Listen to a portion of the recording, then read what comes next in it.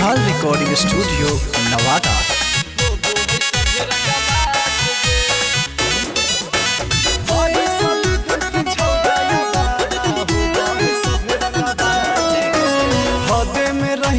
छौड़ी बेसरमी करी है न सरहद पार गे। हद में रही है तो छौड़ी बेसरमी करी है न सरहद पार गे। बारिश अलीगंज के छौड़ा या बारा हो बहे सभे रंगा बाज गे। बारिश अलीगंज के छौड़ा या बारा हो है सभे रंगा बाज गे। हो है सभे रंगा बाज गे। साचो रे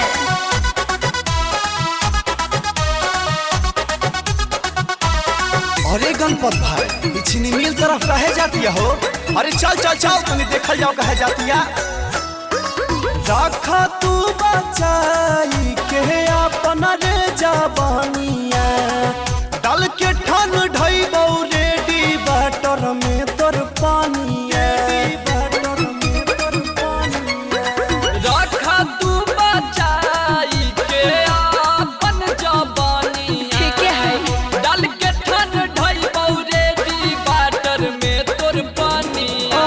कितना छौरा के पटैनी गे छौड़ी कितना के कहीं बर्बाद गे। गणपत सौरभ के पटैनी गे छौरी ऋतिक के कहीं बर्बाद गे। बारिश अलीगंज के छौरा या बारा हो है सब रंगा बाज गे। बारिश अलीगंज के छौरा या बारा हो है सभे रंगा बाज गे। हो है सभे रंगा बाज गे।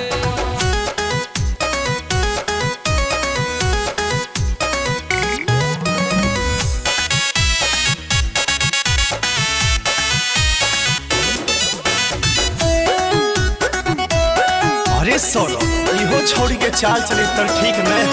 घूमो ही बाजरिया छौरी लौको हो टांगारिया कितना से नसबैले हाकी बोलनी तोई गांगारिया।